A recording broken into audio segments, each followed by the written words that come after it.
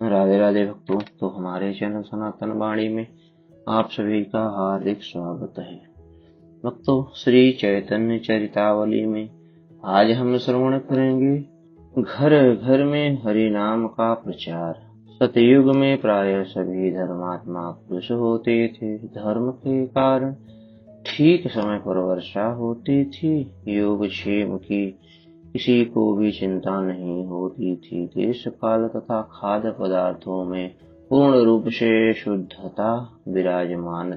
उस समय के लोग ध्यान प्रधान होते थे। सतयुग में प्रभु प्राप्ति का मुख्य साधन साध्य ही समझा जाता था।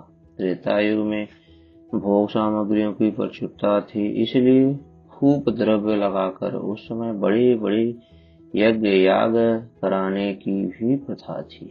उस समय भगवत प्राप्ति का मुख्य साधन यज्ञ करना ही समझा जाता था। सकाम तथा निष्काम दोनों ही भावों के द्विजातीय गण यथाशक्ति यज्ञ याग करते थे। द्वापर में भोग सामग्रियों की न्यूनता हो गई। लोगों के भाव उतने विशुद्ध नहीं रहे। देश काल तथा खाद्य पदार्थों की सामग्रियों में भी पवित्रता का संदेह होने लगा। इसलिए उस समय का प्रधान साधन भगवान पूजा तथा आचार विचार ही माना गया। कलियुग में न तो पर्याप्त रूप से सबके लिए भोग सामग्री ही है और न अन्य युगों की भांति खाद्य पदार्थों की प्रचुरता ही। पवित्र स्थान बुरे लोगों के निवासों से दूषित हो गए। धर्म स्थान कलह के घर बन गए। लोगों के हृदय में धर्म के प्रति आस्था जाती रही।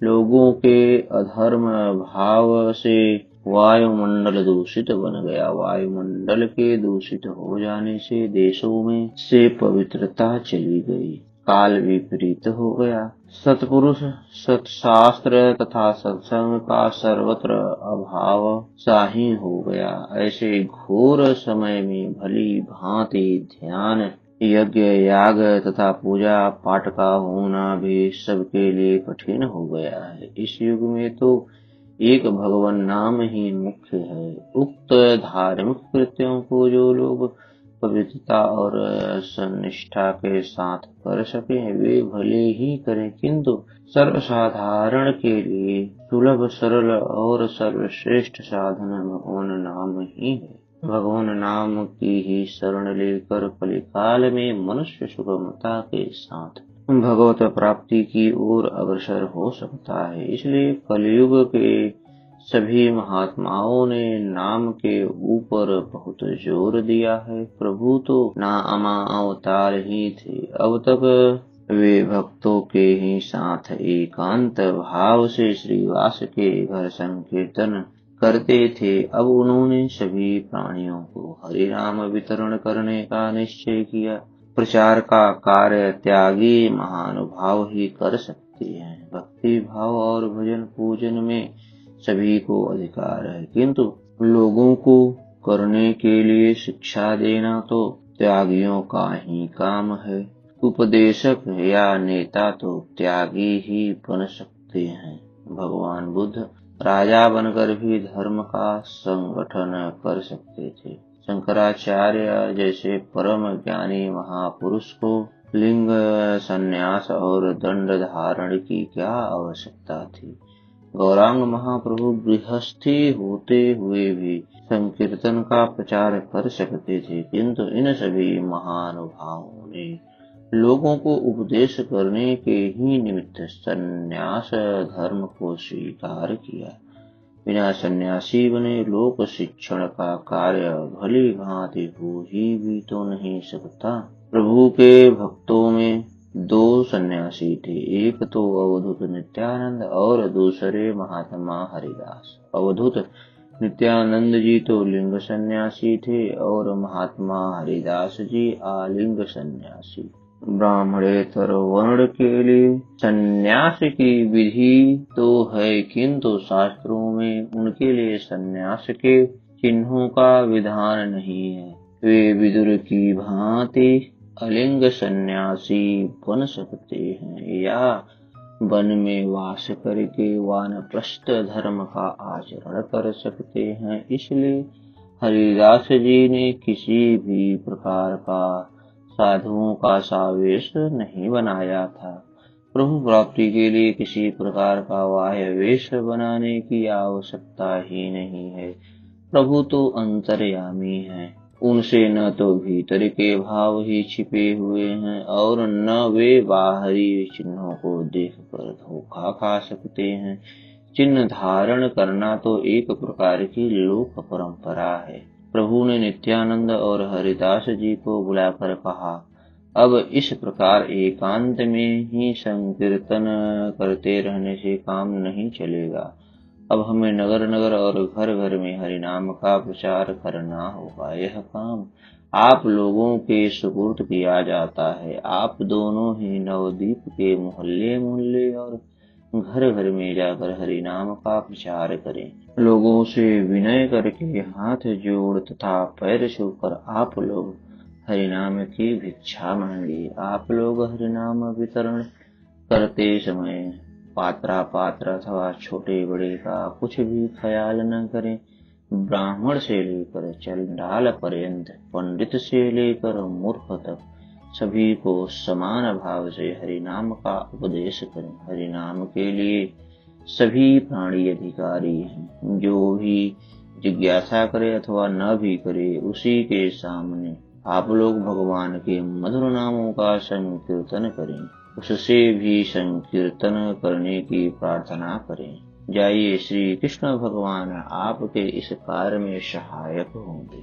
प्रभु का आदेश पाकर दोनों ही अवधूत परम उल्लास के सहित नवद्वीप में हरि नाम वितरण करने के लिए चले। दोनों एक ही उद्देश्य से तथा एक ही काम के लिए साथ ही साथ चले थे, किंतु दोनों के स्वभाव में आकाश पताल का अंतर था। नित्यानंद का रंग गोरा था, हरिदास कुछ काले थे। नित्यानंद लंबे और कुछ पतले थे। हरिदास जी का शरीर कुछ स्थूल और ठिगना सा था। हरिदास गंभीर प्रकृति के शांत पुरुष थे और नित्यानंद परम उदंड और चंचल प्रकृति के। हरिदास की अवस्था कुछ ढलने लगी थी।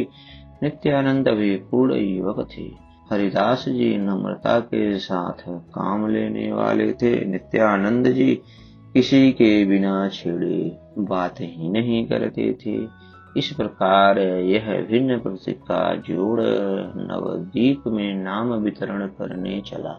ये दोनों घर घर जाते और वहां जोरों से कहते, हरे राम राम राम हरे हरे, हरे कृष्ण कृष्ण कृष्ण हरे हरे। लोग इन्हें भिखारी समझकर भांति भांति की भिक्षा लेकर इनके समीप आते। एक कहते, हम अन्न के भिखारी नहीं हैं, हम तो भगवान नाम के भिखारी हैं। आप लोग एक बार अपने मुख से श्री हरि के श्री कृष्ण गोविंद हरे मुरारे हे नाथ नारायण वासुदेव इस सुमधुर नामों का उच्चारण करके हमारे हृदय को शीतल कीजिए। यही हमारे लिए परम भिक्षा है। लोग इनके इस प्रकार के मार्मिक वाक्यों को सुनकर प्रभान्वित हो जाते और उच्च स्वर से सभी मिलकर हरि नामों का संकीर्तन करने लगते। इस प्रकार ये एक द्वार से दूसरे द्वार पर जाने लगे। ये जहाँ भी जाते लोगों की एक बड़ी भारी भीड़ इनके साथ हो लेती और ये सभी से उच्च स्वर से हरि कीर्तन करने को कहते। सभी लोग मिलकर इनके पीछे नाम संकीर्तन करते जाते। इस प्रकार मोहल्ले मोहल्ले और बाजार बाजार में चारों ओर भगवान के सुमधुर नामों की ही गूंज सुनाई देने लगी। नित्यानंद जी रास्ते चलते चलते भी अपनी चंचलता को नहीं छोड़ते थे। कभी रास्ते में साथ चलने वाले किसी लड़के को धीरे से नोच लेते। वह चौंक कर चारों ओर देखने लगता, तब वे हंसने लगते। कभी दो लड़कों के सिरों को सहसा पकड़कर जल्दी से उन्हें लड़ा देते। कभी बच्चों के साथ मिलकर नाचने ही लगते। छोटे छोटे बच्चों को द्वार पर जहाँ भी खड़ा देखते उनकी ओर बंदर का सा मुख बनाकर बंदर की तरह खां खां करके घुड़की देने लगते। बच्चा रोता हुआ अपनी माता के गोद में दौड़ जाता और ये आगे बढ़ जाते। कोई कोई आकर इन्हें डांटता, किंतु इनके लिए डांटना और प्यार करना दोनों समान नहीं था। इन्हें गुस्से में देखकर आप अपेक्षा के भाव से कहते, कृष्ण कृष्ण कहो, कृष्ण कृष्ण, व्यर्थ में जीवा को क्यों कष्ट देते हो। यह कहकर अपने कोकिल पूजित कमनीय कंठ से गायन करने लगते। गुस्सा करने वाले का सभी रोष दूर हो जाता और वे भी इनके साथ मिलकर तन्मयता के साथ श्री कृष्ण कीर्तन करने लगते।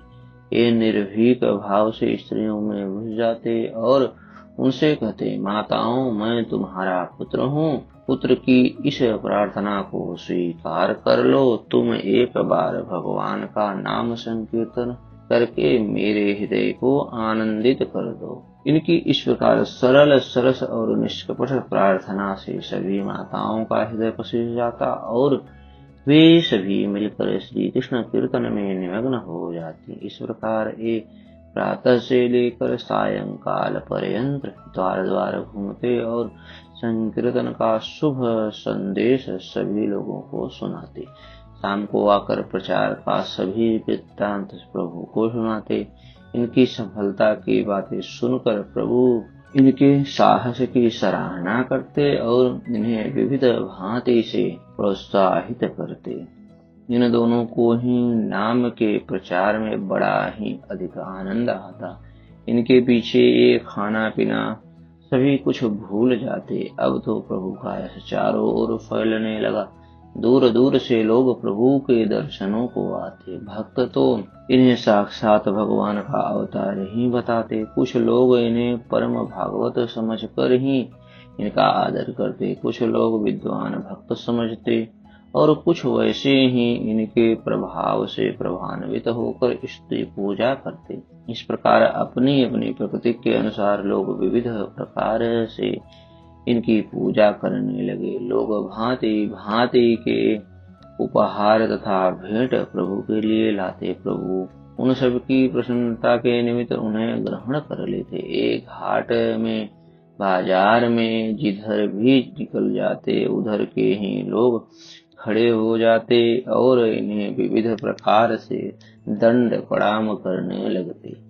इस प्रकार ज्यों ज्यों संकीर्तन का प्रचार होने लगा त्यों ही त्यों प्रभु का यश सौरभ चारों ओर व्याप्त होता हुआ दृष्टिगोचर होने लगा। प्रभु सभी से नम्रता पूर्वक मिलते, बड़ों को भक्ति भाव से प्रणाम करते, छोटों से कुशल क्षेम पूछते और बराबर वालों को गले लगाते। मूर्ख पंडित धनी दरिद्र ऊंच नीच तथा छोटे बड़े सभी प्रकार के लोग प्रभु को आदर की दृष्टि से देखने लगे। इधर भक्तों का उत्साह भी अब अधिकाधिक बढ़ने लगा। नित्यानंद जी और हरिदास जी के प्रतिदिन के प्रचार का प्रभाव प्रत्यक्ष ही दृष्टिगोचर होने लगा। पाठशाला जाते हुए बच्चे उच्च स्वर से हरि कीर्तन करते हुए जाते। गाय भैंस को ले जाते हुए ग्वाले महामंत्र को गुनगुनाते हुए जाते थे। गंगा स्नान को जाते हुए यात्री हरि कीर्तन करते हुए जाते थे। उत्सव तथा पर्वों में स्त्रियां मिलकर हरि नाम का ही गायन करती हुई निकलती थीं। लोगों ने पुरुषों की तो बात ही क्या, स्त्रियों को भी बाजार में हरि नाम संकीर्तन करते तथा ऊपर हाथ उठाकर प्रेम से नृत्य करते हुए देखा। चारों ओर यही शब्द सुनाई देने लगे, कृष्ण केशव कृष्ण केशव कृष्ण केशव पाहि माम, राम राघव राम राघव राम राघव रक्ष माम, रघुपति राघव राजा राम पतित पावन सीताराम, हरे राम राम राम हरे हरे, हरे कृष्ण कृष्ण कृष्ण हरे हरे, श्री कृष्ण गोविंद हरे मुरारी, हे नाथ नारायण वासुदेवा। अस्तु भक्तों, हमारी यह कथा आपको कैसी लगी कृपया कमेंट कर में अपना सुझाव दें और हमारे चैनल को ज्यादा से ज्यादा सब्सक्राइब करें। धन्यवाद।